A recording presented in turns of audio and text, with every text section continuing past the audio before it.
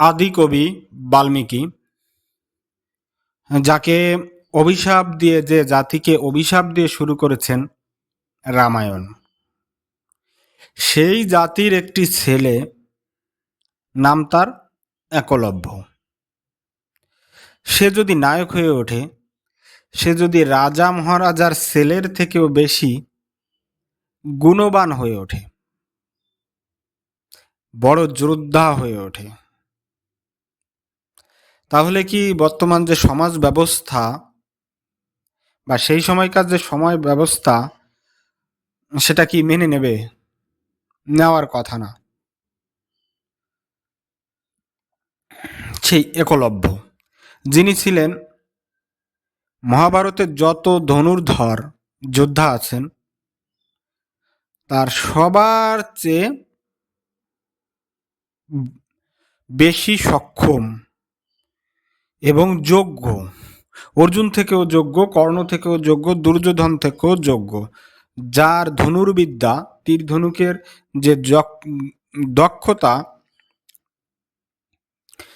সেটার ধারের কাছে অন্য কোনো মহাভারতীয় চরিত্র নাই।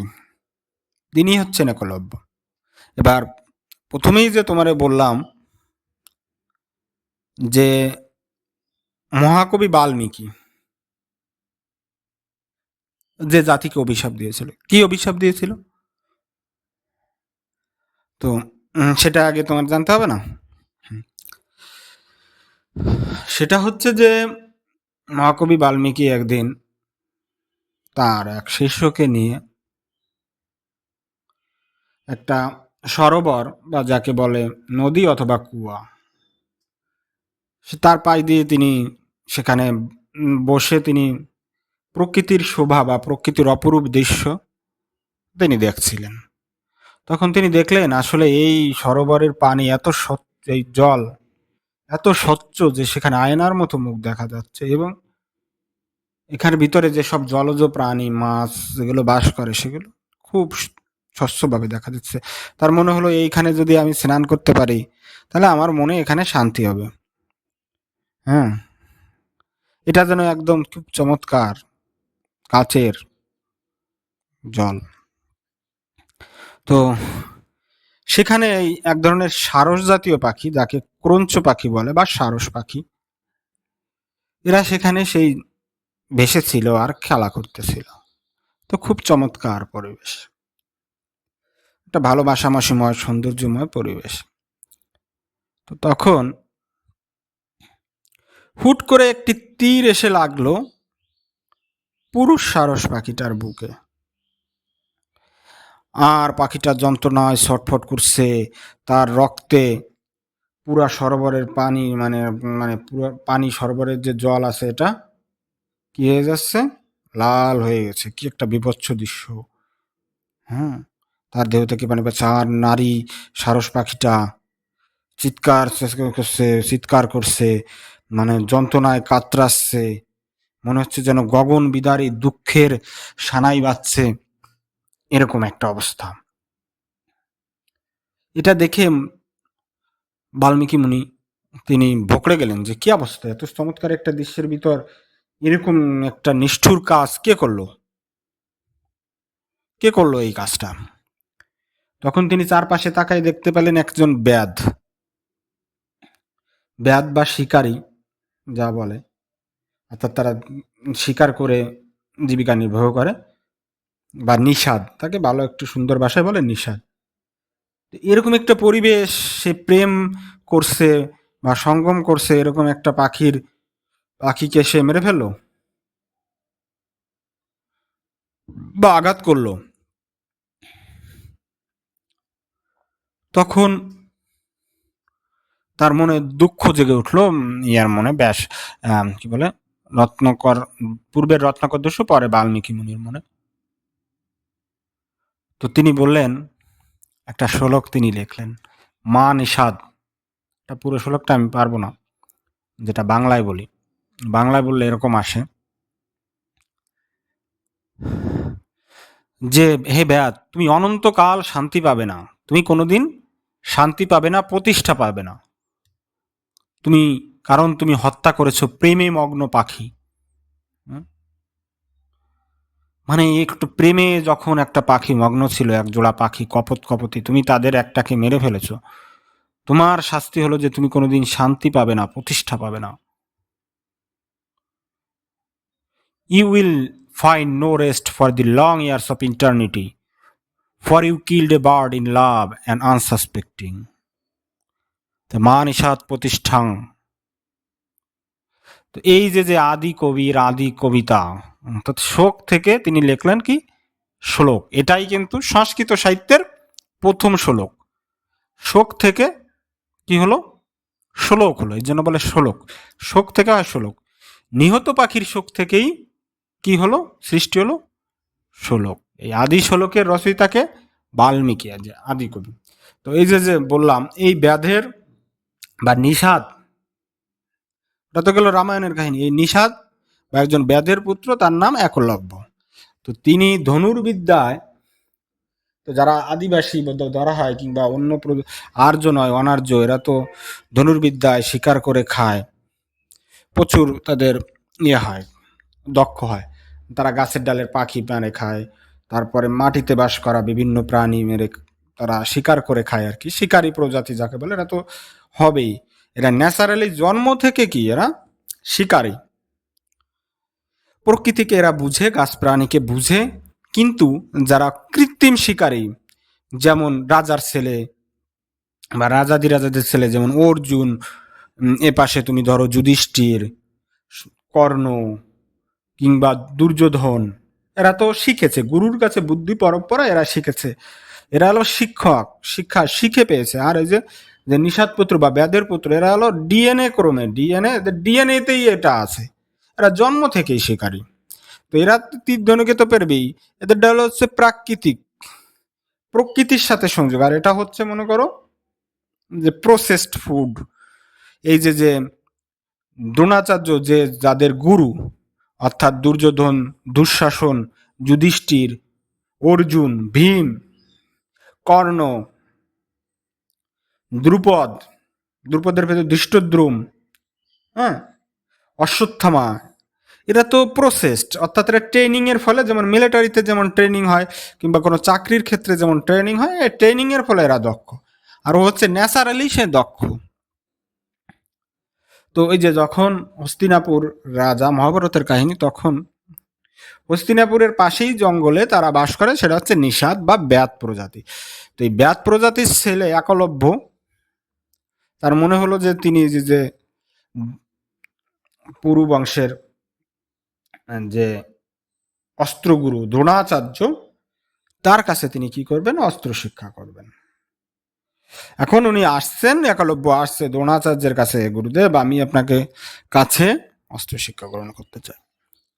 এখন দ্রোণাচার্য দেখে কি কি দেখে যে এর গায়ের বর্ণ এর গায়ের বর্ণের সাথে যায় না। এর হচ্ছে কালো, মাটিতে মানে কালো, রোদে পড়া, গায়ে গতরে ধুলো লাগানো, কিংবা গায়ের রং, দেহের গঠন, তার আচার সূচি, কিভাবে সূচি হচ্ছে সে, তার আচরণ, সদাচার, এইগুলো তার সাথে কিন্তু যাচ্ছে না। তাইলে কি করা? এখন দেখলো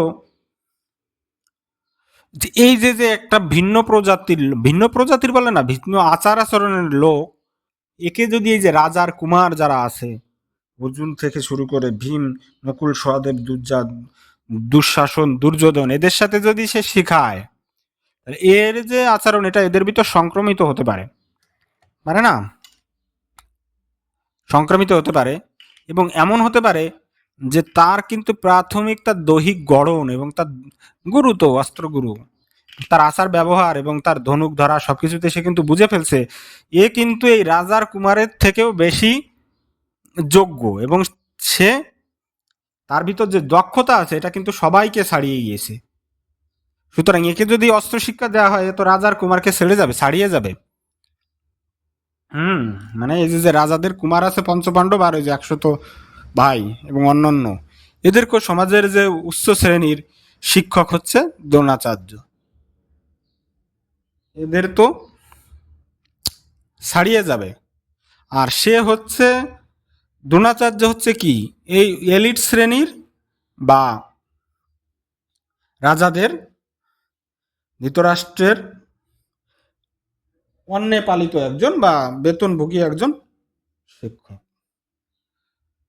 সুতরাং যদি আর একজন ভিনদেশি এসে যদি শ্রেষ্ঠ হয়ে যায় তাহলে তো তার চাকরি নিয়ে টানাটানি লেগে যাবে। এই জন্য কি করছে, দ্রোণাচার্য বলছে যে না বাপু, তোমারে আমি শেখাবো না, তুমি চলে যাও, তোমাকে আমি শিষ্য হিসেবে গ্রহণ করতে পারতেছি না। তাহলে কি হইল, কিন্তু নিষাদ পুত্র একলব্য, তার তো ডিএনএতে, তার রক্তে হচ্ছে শিকারীর রক্ত।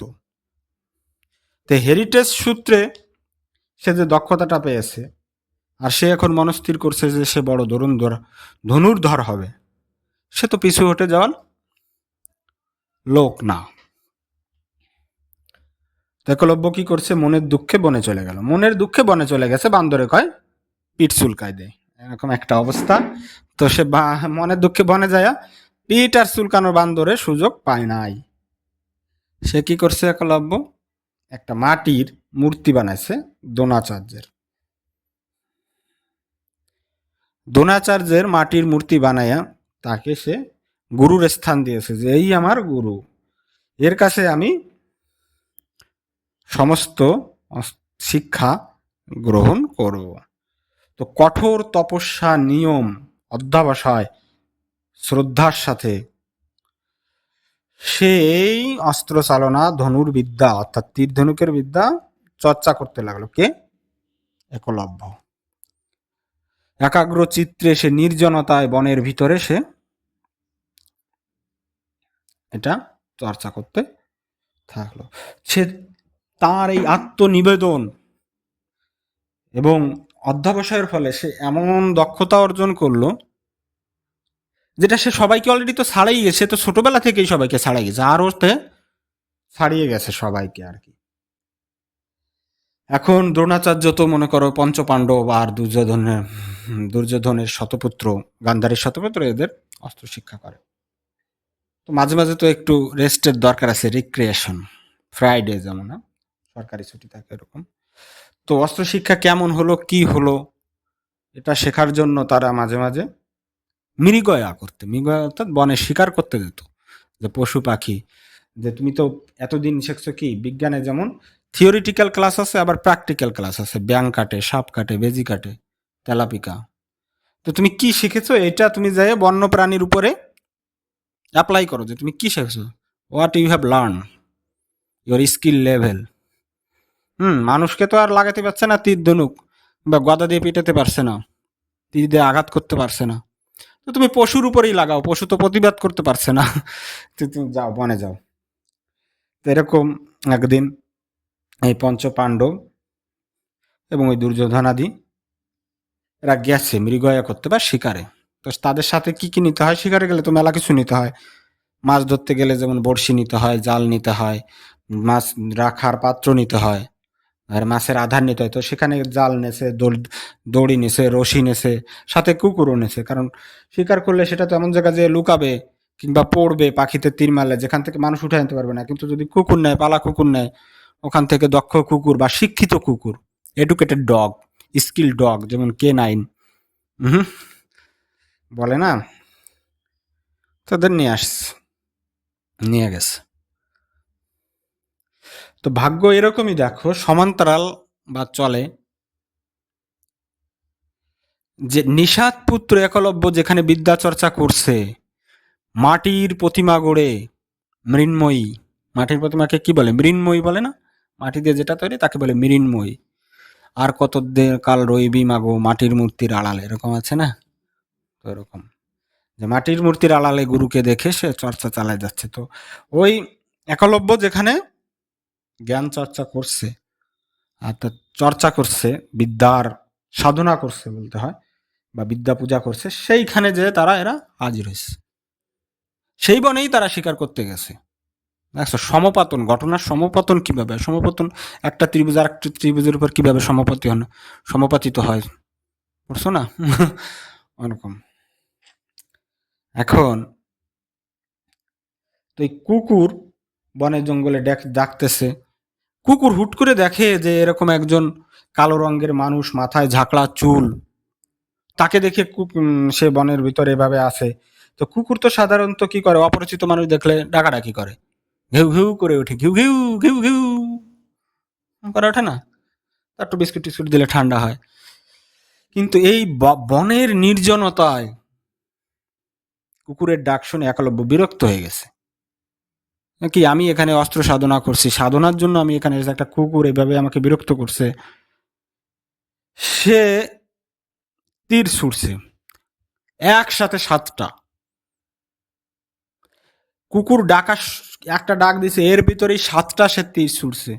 এই 7টা তীর যে কুকুরের মুখে ডাকছে, কুকুর আর টু শব্দ করতে পারে না, গোংলাতেও পারে না, এমন ভাবে যে লাগছে মোটামুটি ধরা যায় যে মুখ সেলাই হয়ে গেছে। 7টা তীর, 7 arrows goes and hit dog's eye mouth।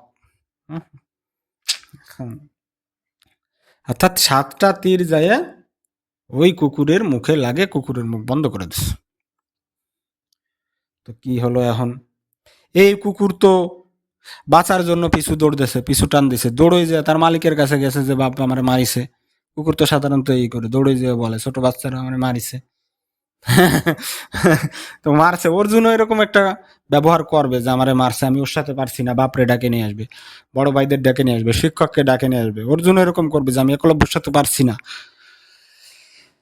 তো কুকুর যখন ওখানে গেছে, এই বান মারার যে লাগছে এর চমৎকারিত দেখে এই পঞ্চপাণ্ডব আর ওই যে দুর্যোধনেরা কি হয়ে গেছে, কি বলে, হতবাক হয়ে গেছে, বিস্মিত হয়ে গেছে, বিস্মিত হয়ে গেছে যে এইরকম শিল্পময় বান কে মারতে পারে, জ্যামিতিক যে মাপ কে মারতে পারে।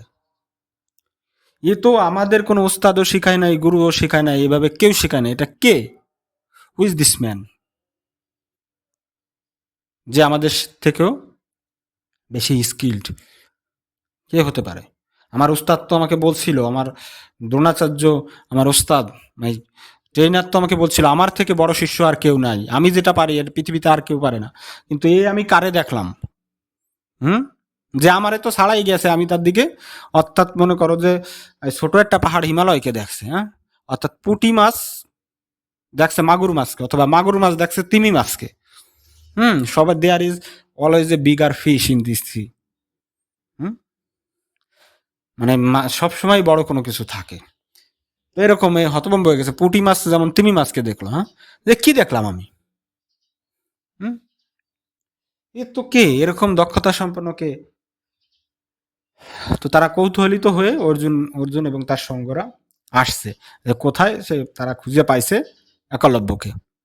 একলব্যকে পেয়ে সম্মানের সাথে তারা পরিচয় দিয়েছে, এবং পরবর্তীতে তারপর পরিচয় জিজ্ঞেস করছে যে আপনি কে। একলব্য তাদের এইটুকুই বলছে যে আমি দ্রোণাচার্যের শিষ্য, আমার নাম একলব্য। আমি দ্রোণাচার্যের শিষ্য, আমার নাম কি, একলব্য। এই কথা শুনে অর্জুন তো এবার কথা হারিয়ে ফেলছে, হতভম্ব হয়ে গেছে, কিরে আমার ওস্তাদ, আমার যে শিক্ষক, আমার গুরু আমার সাথে এরকম একটা বেইমানি করলো, সে গোপনে এরকম একজন শিষ্য রাখছে, অর্থাৎ ঘরের বউ দেখলো যে তার আর একজন স্বামীর আর একটা প্রেমিকা আছে, বুঝতে পারছো, হুম, এবং যাকে সে আরো ভালো রাখছে, আরো আদরে যতনে ভালোবাসায় বেশি রাখছে। এটা ঘরের বউয়ের যেমন অবস্থা হয়, অর্জুনেরও এরকম হিট খাওয়ার, চাকা খাওয়ার মতো অবস্থা হয়ে গেল। অর্জুন আর কোনো কিছু না বলে যাইয়া গুরুর কাছে আসছে, দ্রোণাচার্যের কাছে। হ্যাঁ বেটা, তুমি তো বলছিলা, ঘরের বউ বলতেছে তোর আর কেউ নাই, এ দিদি তোর আর একটা বউ আছে, বাচ্চা আছে। তো বলতেছে যে তুমি তো বলছিলা, আপনি তো বলছিলেন আপনার আর কোনো শিষ্য নাই, কিন্তু আমি তো দেখলাম আপনার একজন শিষ্য আছে যে সবার থেকে বেশি জানে, শেখে, এটা কিভাবে সম্ভব। দ্রোণাচার্য তো এবার মানে পাথর হয়ে গেছে, অবাক হয়ে নিশ্চুপ হয়ে গেছে যে কি ঘটনা, কে সে, চলো তো সেখানে যাই। হ্যাঁ চলো সেখানে যাই, আমি তো ভুল বলতে পারি না, আমি তো এরকম কাউকে শিক্ষা দেয়নি। তো সবাইকে এবার নিয়ে আসছে দ্রোণাচার্য তাকে সেখানে নিয়ে আসছে, দ্রোণাচার্যকে অর্জুনরা নিয়ে আসছে এখানে। এবার দেখো এর সাথে একটু আমি অ্যাড করে দিই, এই মহাকাব্যের হিরো কে হবে, অর্জুন। এখানে যদি একলব্যকে হিরো হয়ে যায়, একলব্যকে যদি এখানে শেষ না করা যায়, তাহলে অর্জুনের মাহাত্ম্য কমে যাবে। অর্জুন হিরো হতে পারে না। এই জন্য অর্জুন ভাবছে আমি হিরো হব। এ কোন হিরো আসলো যার কাছে আমি জিরো? একে শেষ করে দাও, একে ডেমোলিশ করে দাও, ডিনামাইট দিয়ে একে ভেঙে দাও, একে ধূলিসাৎ করে দাও। তো অর্জুন এই যে কান্নাকাটি করে গুরুর হৃদয়ে যেভাবে ব্যাপারটাকে উম, ইয়া করলো, উপস্থাপন করলো, হ্যাঁ, যে এই ঘটনা, তাতে গুরুর মনেও একটা ইয়া জেগে উঠলো। মানে দ্রোণাচার্য বলতে গেলে অর্জুনের দ্বারা ব্ল্যাকমেইল হয়ে গেল। হুম, বুঝতে পারছো? যেমন দুই ভাইয়ের বউ যদি ঝগড়া লাগে, হ্যাঁ, প্রথম মেয়েদের দিয়ে ঝগড়া, এরপর স্বামীদের দিয়ে ঝগড়া, এরপর ফ্যামিলি ফ্যামিলি ঝগড়া, ব্যাপারটা সেরকম হয়েছে। অর্জুন একটু শীতকাদুনে ছিল, সে দেখছে আমি হব হিরো, আমার থেকে বড় কে আসলো। হ্যাঁ, অর্জুন কিন্তু ডাইরেক্ট একালব্বরে বলতে পারতো যে আসো আমরা যুদ্ধ করি, যে জিতবে সে বেঁচে থাকবে, তা বলে নাই। কারণ দেখছে, অর্জুন দেখছে আমি যদি ওর সাথে যাই লাগতে, তাহলে আমার বাঁচার তো কোনো সম্ভাবনাই নাই, আমার খুঁজেই পাওয়া যাবে না, ও এক এসে আমি বর্ষ হয়ে চলে যাবো। হ্যাঁ, অর্থাৎ গঙ্গার পানি এমন স্রোত, যে শিব যদি তার মাথায় ধারণ না করতো তাহলে পৃথিবীর সৃষ্টি ধ্বংস হয়ে যাইতো। তেমনি দেখছে যে এখন যদি আমি দ্রোণাচার্যকে আগে আগে না দেই, তাহলে আমারও বাসায় টাসায় নিয়ে যাবে, আমি শেষ হয়ে যাবো, আমার হিরোগিরি শেষ, আমি জিরো হয়ে যাবো, মহাকাব্যের হিরো আমি হতে পারবো না। অর্জুনের মনে এটা কাজ করছে, এই জন্য সে দ্রোণাচার্যকে এসে এমন ভাবে ব্যাপারটা উপস্থাপন করছে যে দ্রোণাচার্য গেছে এবং দ্রোণাচার্য যায় তাকে ধ্বংস করে দেবে একালব্যকে, এমন একটা মানবিক অবস্থা করে ফেলছে। তো কি করা গেছে এখন? দ্রোণাচার্য তো ওই নিয়ে আসছে যে একলব্য আজকে শেষ, মানে প্রি প্ল্যান। আর একলব্যের মানে একটু দোষ আছে, সে বেশি গুরু ভক্তি দেখাইছে। সে যদি বেশি গুরু ভক্তি না দেখাতো তাহলে কিছু হতো না। একলব্য যে দ্রোণাচার্য এসে বলছে যে বাবা কে তুমি, এবং দ্রোণাচার্য তার সেখানে এসে দেখে যে তার একটা মাটির মূর্তি রয়েছে, তাহলে ভাবছে তো আমাকে গুরু হিসেবে বরণই করে দিচ্ছে, আত্মা সবকিছু সমর্পণ করে দিয়েছে। হ্যাঁ, গুরুতে সমর্পণ করে দিয়েছে সশ্রদ্ধ চিত্রে। এখন এই যে যে জাতিগত সংঘর্ষ, অন্য জাতিতে যদি সেরা যোদ্ধা থাকে তাহলে তো এই জাতি ধ্বংস হয়ে যাবে। একলব্যের জাতি হচ্ছে অনার্য জাতি, আর দ্রোণাচার্য যাদের শেখায় তারা চার্য জাতি। তাহলে অন্য জাতির ছেলেকে রাখা যাবে না, ফিনিশ করে দাও, শত্রুকে নির্বংশ করে দাও, নিজে শক্তিশালী হও, শত্রুকে নির্বংশ করে দাও, সার্ভাইভাল অব দি ফিটেস্ট। এইখানে সেই ঘটনাই ঘটছে যে সার্ভাইভাল অব দি ফিটেস্ট, এখানে সেটা ঘটে নাই, ঘটছে যে শত্রুকে ছলে বলে কৌশলে ধ্বংস করে দাও, কৌশলে ধ্বংস করে দাও। তো এবার দ্রোণাচার্য বলছে যে বাবা তুমি তো আমার ডাইরেক্ট শিষ্য, মানে ডাইরেক্ট শিষ্য না, তুমি মাটির মূর্তি করে আমার শিষ্য হয়েছো, তাহলে যে তোমার বাবা গুরু দক্ষিণা দিতে হবে। তুমি যদি আমাকে গুরু মানো তাহলে তো তোমাকে কি দিতে হবে? গুরু দক্ষিণা দিতে হবে, তাহলে গুরু দক্ষিণা দাও। এবার একলব্য তো সশ্রদ্ধ চিত্তে প্রণাম করছে গুরুকে, এতদিন পরে পাইছে যে গুরু একদিন তাকে প্রত্যাখ্যান করেছিল, কর্ণকে যেমন তার মা দ্রৌপদী, কি বলে, কুন্তী প্রত্যাখ্যান করেছিল জন্মের পরপরই। এই যে দুই প্রত্যাখ্যাত চরিত্র কর্ণ এবং একলব্য, তেমনি বলছে যে কি বলছে যে সশ্রদ্ধ প্রমাণ করা, যেবার তো তোমাকে গুরু দক্ষিণা দিতে হবে। গুরু দক্ষিণা হিসেবে সে একলব্য রাজার ছেলে, হিরণ্যধনু রাজার ছেলে, নিষাদরাজ হিরণ্যধনুর ছেলে, সে কিন্তু অন্য কিছু চাইতে পারতো, যে আমাকে টাকা দাও, পয়সা দাও, জমি দাও, গরু দাও, বাড়ি দাও, ব্রাহ্মণরা যেটা চেয়ে থাকে, স্বর্ণ দাও, সেটা কিন্তু চায়নি। সে কি চাইছে? সে যে বীর হয়ে যাচ্ছে, সে তীর ধনুক যে ছড়ে, তার যে বুড়ো আঙ্গুল যেটা দিয়ে তীর ধরা হয়, হ্যাঁ, গ্রিপ বলে যেটাকে, গ্রিপ, যে গ্রিপটা মানর এবং মানুষের বানরের আছে, আর কোনো প্রাণীর এই গ্রিপটা নাই, কি গ্রিপ যেন বলে বায়োলজিতে। তো এর যে এক পাশটা কি বলে, কোড়ে নগুল বা বুড়ো আঙ্গুল, সেটা কেটে দাও বাবা, তুমি আমাকে দিয়ে দাও। তাহলে কি হইল?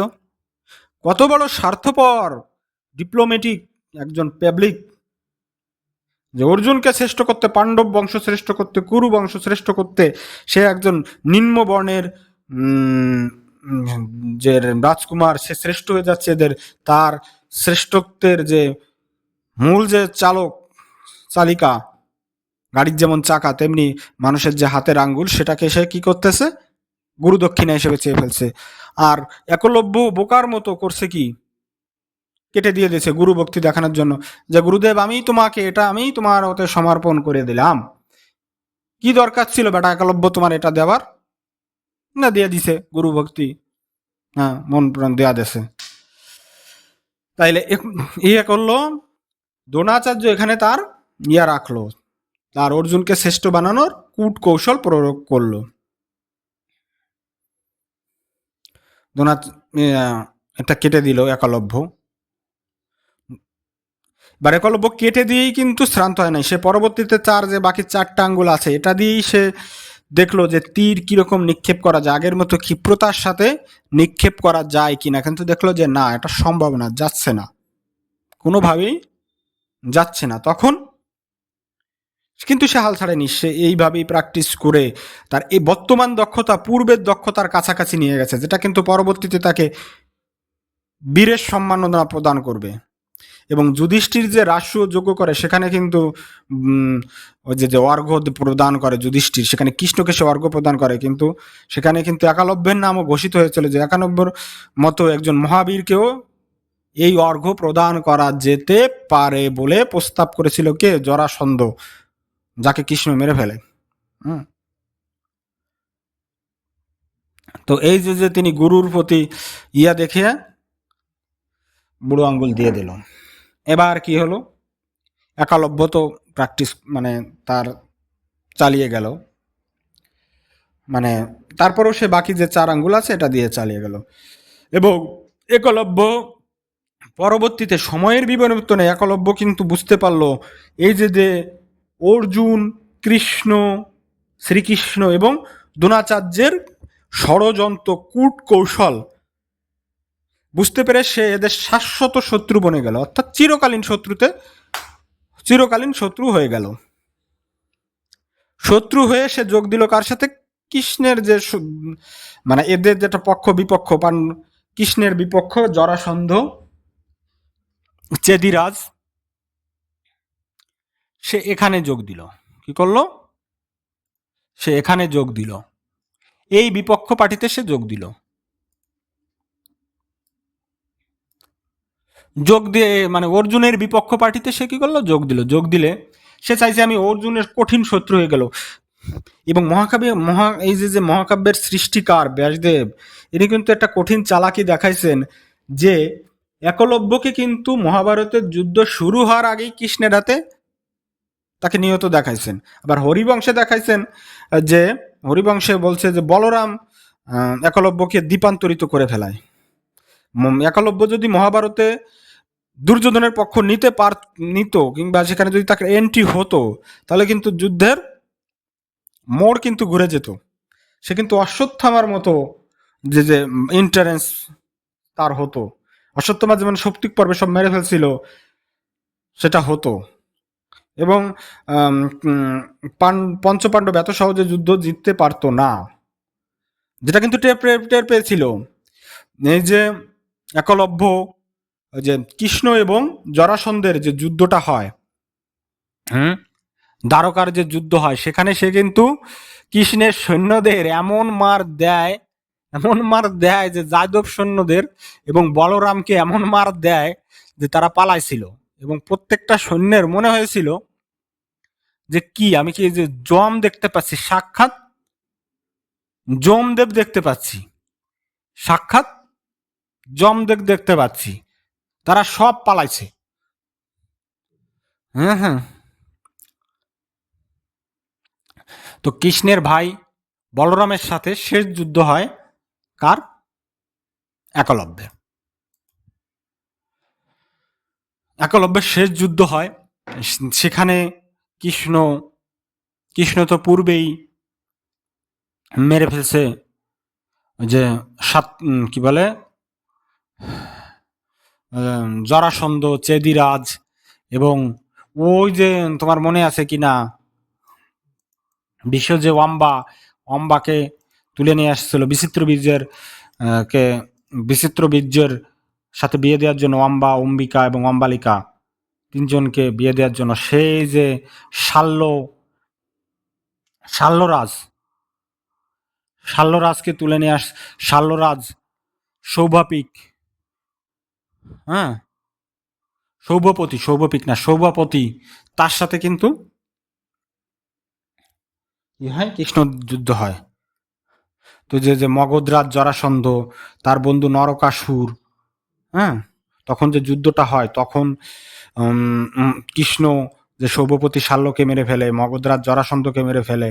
তো একালব্য তখন শুধুমাত্র বেঁচে থাকে। বেঁচে থাকলে ওই বলরামের সাথে তার যে যুদ্ধটা হয় সেখানে শেষ পর্যন্ত মারা যায় কি পণ্ডিত বাসুদেব। হ্যাঁ, পণ্ডিত বাসুদেব এরা তো এক পক্ষ কৃষ্ণের বিপক্ষে। কৃষ্ণ যখন জরাসন্ধকে মেরে ফেলে, মানে কংসকে মেরে ফেলে না কৃষ্ণ, কংস মামাকে, তখন কংসর যে মিত্র বাহিনী থাকে, মিত্রতে কে থাকে, সৌভপতি, তারপরে মাগধরাজ জরাসন্ধ, নরকাসুর, পণ্ডিত বাসুদেব, এরা তো একজোট হয়েছে কৃষ্ণকে মেরে ফেলবে। কৃষ্ণ তো এদের হাত থেকে বাঁচার জন্য বিভিন্ন জায়গায় পালাইছে। হ্যাঁ, তো কৃষ্ণ রেখে পরবর্তীতে পাণ্ডবদের সাথে যে যোগ দিয়ে তার রাজত্ব সংসদ মানে সুসংগত করছে। হুম, তো সেই যুদ্ধে ওই পক্ষে অর্থাৎ সৌভপতি শাল্ক, এরপর জরাসন্ধ, নরকাসুর, পণ্ডিত বাসুদেব, এদের পক্ষে যোগ দিয়েছিল কে, এই একলব্য। এবং একালব্য যোগ দিয়ে যুদ্ধের সময় একবারে 35টা করে বাণ ছুটতেছিল, 30টা 35টা বাণ ছুটতেছিল। হ্যাঁ, স্বয়ং কৃষ্ণও কিন্তু এই একালব্যর বাণে আহত হয়েছে।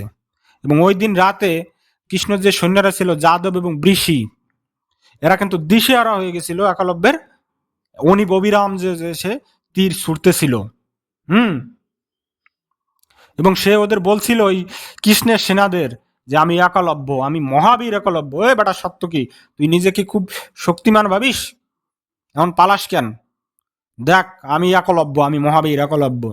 সত্যকে কিন্তু মার খেয়েছিল ওই একালব্যের কাছে। এবং এই যে হলাধর যে বলে বলরাম, কৃষ্ণের বলরাম, সেও কিন্তু পলাইছিল, মানে পালিয়ে গিয়েছিল কার ভয়তে, একালব্যের ভয়তে। অর্থাৎ ওই একালব্যই কিন্তু কৃষ্ণের সাথেও যুদ্ধ করছে, বলরামের সাথেও যুদ্ধ করছে, এবং বলরামকে পালাই মানে বলরাম একলব্যের ভয়তে পালাই গেছে গা। বুঝতে পারছো কতটা একটা ব্যাপার হলো। হুম, কিন্তু ওই যুদ্ধে যখন তার অন্যান্য বন্ধুরা যেমন মারা যায়, মরে গেলে, তখন একালব্য বেঁচে ছিল। যেমন ওই যে সৌভপতি, তারপরে দ্বারকাসুর, এরা মেরে গেলে শেষে এটা বলরাম একালব্যকে আঘাত করে, আঘাত করলে মানে গদা দিয়ে আঘাত করে, আঘাত করলে একালব্য পড়ে যায়। পড়ে গেলে তার তো একটা নঙ্গুল নাই, সে গদা ধরবে কি করে। হ্যাঁ, তারপরেও সে যুদ্ধ করে, যে কোনোভাবেই যুদ্ধ করে, বলরামকে আঘাত করে, এবং বলরাম পড়ে যায় মাটিতে, বলরামও মাটিতে পড়ে যায়। এরপরে কি বলে, বলরাম তাকে ধাওয়া দেয়। সে তো আর দেখছে যে তাকে মারতে মারতে যায়, কিন্তু তার যে আরস্ত সৈন্যরা ছিল একলব্যের, তারা ঠেকায়, তাদের ভয়তে ডাইরেক্ট কিন্তু একলব্যকে মারতে যাইতে পারে নাই বলরাম, কিন্তু একলব্য পালায় আসে। পালায় এসে বলা হয় সে দ্বীপে দ্বীপে আশ্রয় নেয়। সে আর বলরামদের, যেহেতু তার মিত্রপক্ষ সব মরে গেছে, শেষ হয়ে গেছে, সে আর পরবর্তীতে ফিরে আসতে পারে নাই। তো তার মতো একজন মহাবীর যদি এরকম দ্বীপে বসে মারা যায়, মৃত্যুদণ্ডপ্রাপ্ত আসামির মতো, যাদেরকে ইয়ার বলা হয়েছে কি বলে, দ্বীপান্তরিত হওয়ার আদেশ দেওয়া হয়, এরকম আসামির মতো সে যদি ওখানে দ্বীপে সে দিন দিন যাপন করে, তাহলে তো তার জন্য মৃত্যুরই ইয়া বলে, মৃত্যুর মতোই। ও এখানে একটা কথা তোমার আমি বলে দিই, যে একলব্যর যে তার আঙ্গুল কাটা গেল, এই আঙ্গুল কাটানোর ক্ষতি পোষানোর জন্য সে কিন্তু একটা এক ধরনের ধনুক ব্যবহার করতো, যেটা প্রায় 4.5 হাত লম্বা ছিল, 4.5 হাত লম্বা, মানুষ হয় 3.5 হাত, সেটা কিন্তু 4.5 হাত লম্বা। এই ধনুক দিয়ে সে যুদ্ধ করত। এবং বলরাম ছলনা করে যুদ্ধের শুরুতেই কিন্তু এই ধনুকটা তার ভেঙে দেয়, তেমনভাবে তীর নিক্ষেপ করে যে সে বলরামের ধনুক, একলব্যের ধনুকটা যেখানে ধরে, অর্থাৎ মাঝ বরাবর, সেখানে লেগে তার ধনুকটা ভেঙে যায়। বুঝতে পারছো? তো এই হচ্ছে একলব্যের বীরত্ব। হ্যাঁ, একলব্যের বীরত্ব, এই একলব্যকে ওই যে দ্বীপান্তরিত করলো মহাভারতের যুদ্ধের আগেই। এই মহাভারতের স্রষ্টাকার যদি এই একলব্যের বীরত্বটাকে কোনোভাবে টেনে আনাতে পারতো মহাভারতের যুদ্ধের সময়, তাহলে সে নিশ্চয়ই দুর্যোধনের পক্ষে কি দিত, যোগ দিত। নিশ্চয়ই সে দুর্যোধনের পক্ষে যোগ দিত। তখন তো একটা ধুমোদ্ধর মহাভারতের আর একটা কঠিন প্যাচ লেগে যেত, যেখানে সে কর্ণের মতো একজন মহাবীর, অশ্বত্থামার মতো একজন মহাবীর হিসেবে সে মহাভারতের যুদ্ধে জায়গা পেত। হ্যাঁ, হ্যাঁ। এরপরে অর্জুন, অর্জুন কিন্তু ওই যে যখন রাষ্ট্রীয় যজ্ঞ হয় তখন কিন্তু সে ওই একলব্যের রাজায়, রাষ্ট্রীয় যজ্ঞ হলে তো রাজ্য জয় করতে হয়, যায় সেখানে কিন্তু একলব্যের ছেলে অর্জুনের সাথে যুদ্ধ করে। হুম। দেখ, অর্জুনের সেখানে একটু লজ্জা হওয়া দরকার ছিল যে বাপের সাথে পারি নাই, তখন গুরুদেবকে ডাকিয়ে আনছিলাম, ছেলের সাথে যুদ্ধ করতেছি, আমারও কি একটু লজ্জা নাই, আমার কি একটু ধিক্কার নাই? সেটা কিন্তু হয় নাই। কিন্তু অর্জুনের ছেলে, কি বলে, একলব্যের ছেলে, সেও কিন্তু বিনা যুদ্ধে সুচাক্রমে দিনই দেয় নাই, অর্জুনকে ভালোই গোল খাইয়েছে। কিন্তু কাহিনীর প্রয়োজনে অর্জুন জিতছে এবং একলব্যের পুত্র তাকে রাজকর দিয়েছে, কিন্তু এই জয়ে অর্জুনের কোনো কৃতিত্ব হয় নাই। বুঝতে পারছো? এখানে কিন্তু মহাবীর অর্জুন সে হয় নাই, একলব্যই জয়ী হয়েছে। একলব্য সেই প্রবঞ্চিত, বঞ্চিত, প্রত্যাখ্যাত, ক্ষুব্ধ মানুষের প্রতিনিধি হিসেবে তারা বেঁচে আছে। বুঝতে পারছো? যারা হারে নাই, যারা কোনোদিন হারে নাই, যাদের হারানো হয়েছে, যারা হারে নাই, যাদের হারানো হয়েছে, একালব্য সেই মানুষদেরই প্রতিনিধি, সেই মহাবীর যে সবার চেয়ে শ্রেষ্ঠ, প্রাকৃতিকভাবে, ইনহেরিটেন্সি ভাবে যার ভিতর সে শ্রেষ্ঠ আর গুণবলী ছিল, যাকে মুখ ও কি বলে মুকুলেই বিনিষ্ট করা হয়েছে, তাও পারে নাই শেষ পর্যন্ত, তাও তার শত্রুপক্ষ পারে নাই, সেই মহাবীর একলব্য। একলব্যের এই কাহিনীটি অনেকে বলে থাকে যে এই একলব্যই পরবর্তীতে দ্রুপদ পুত্র ধৃষ্টদ্রুম হয়ে জন্মগ্রহণ করে, যে মহাভারতের যুদ্ধের সময় ওই যে যুধিষ্ঠির বলে না দ্রোণাচার্যকে মারার আগে অশ্বত্থামা হত, তখন ধৃষ্টদ্রুম এই দ্রোণাচার্যের মাথাটা কেটে ফেলে। তো অনেকে বলেন যে, অনেক উপকাহিনীতেও বলে যে এই একলব্য তার প্রতিশোধ নেওয়ার জন্য, তার আঙ্গুল কাটার প্রতিশোধ নেওয়ার জন্য তার গুরুর উপরে এই এরাম দ্রুপদের ছেলে ধৃষ্টদ্রুম হিসেবে জন্মগ্রহণ করেন। এই ধৃষ্টদ্রুম আবার কিন্তু এই শিবের আশীর্বাদে জন্মগ্রহণ করেন। যে ধৃষ্টদ্রুম মানে দ্রুপদকে দ্রোণাচার্য একবার কঠিন অপরাধ করছে, মানে অপমান করছিল বলতে কি, যে দুর্যোধন এরপরে অর্জুনকে দিয়ে ধরে বাধাই নিয়ে আসছিল গুরু দক্ষিণা হিসাবে। তো সেই গুরু দক্ষিণা চাইতে গিয়ে মানে চাইতে গিয়ে বলছিল ওকে, দ্রোণাচার্য বলছিল যে তোমরা গুরু দক্ষিণা হিসাবে আমাকে ওই এটাকে বেঁধে এনে দাও। কাকে? দ্রুপদকে। সেই দ্রুপদ সেই অপমানের বদলা নিতে শিবের আরাধনা করে একটা সেলতে চাইছিল যে অপমানের প্রতিশোধ নিবে, সেই হচ্ছে ধৃষ্টদ্রুম। তো অনেকে বলে থাকে যে একলব্যই পরবর্তীতে ধৃষ্টদ্রুম হিসেবে জন্মগ্রহণ করে এবং দ্রোণাচার্যকে হত্যা করে সে সেই প্রতিশোধ গ্রহণ করে। যদি সেটা হয় তাহলে বলতে হবে যে প্রকৃতির বিচার আছে, তার আঙ্গুল কেটে নিয়েছিল, তার বিচার সে একলব্য পেয়েছে।